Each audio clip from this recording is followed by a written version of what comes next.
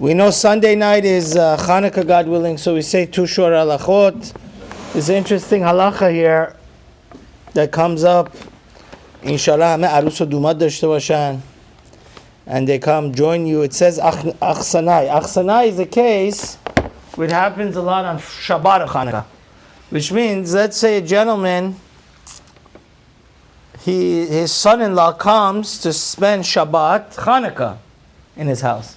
Now this happens a lot of times because the Hanukkah a lot of years happens during the non-Jewish holidays, right? Yeah. So people have off.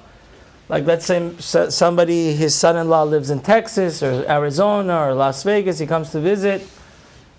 And the case here is that nobody is going to be, which means the whole family.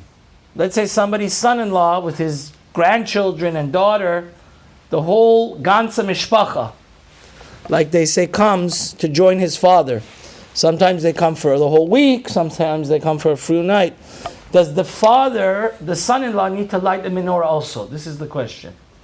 So it says here, Rav Ovadia says, if you're a guest in somebody's house on Hanukkah, and your own wife or children are not lighting in your own house on your behalf, right? Because everybody is in this everybody's a guest. So what's the halacha?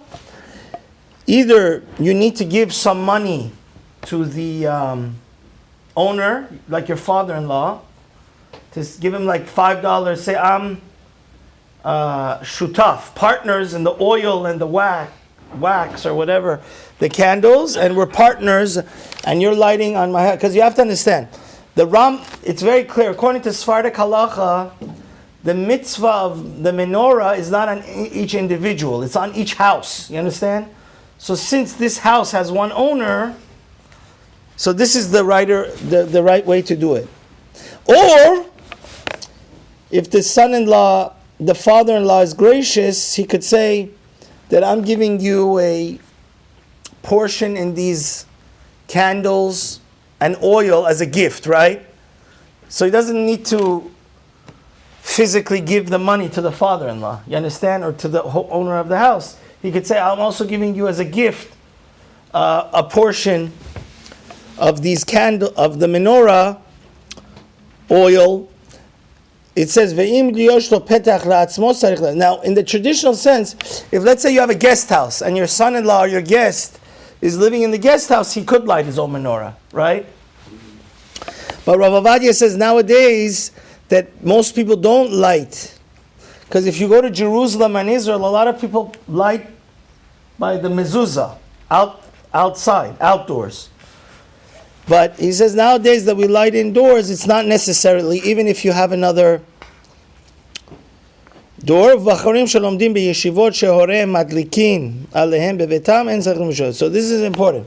It says, somebody that is a yeshiva bachor, like a college student, that his parents light for his behalf, he doesn't need to light. Obviously, you could always light the menorah anywhere you want. You don't say bracha. Sephardic are very specific that we don't say a bracha that's unnecessary.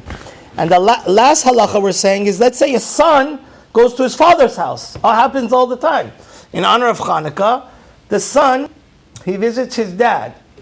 But let's say, like the dad is a wealthy guy, and the dad is supporting his own son in kollel.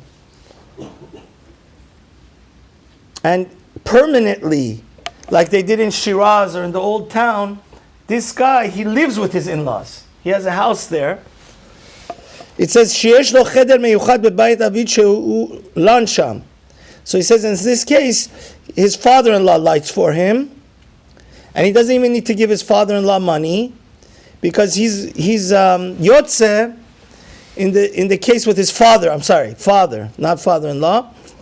If he wants to light significant for his own children, he could also light his own menorah, but in this case, Rav Ovadia says he would not make his own bracha, because in that case, chas v'shalom would be bracha levatala. Why? Because these two families are under one roof, you understand? And we said the mitzvah is on what? On the house. So since the son is living with his father, and the father is giving all his money, but it could be in a case where the son is visiting his father, and the son is his own doctor or attorney, and he has a guest house, right? So it's two different houses. It could be in such a case that I would imagine that the son could say his bracha, or the son-in-law. But if they're outside, no, outside, no, the mitzvah is inside. No, because you're living. It's where you're living for that time. But this is an interesting halacha that comes up. It's the din of achsanai, and we hope everybody has a wonderful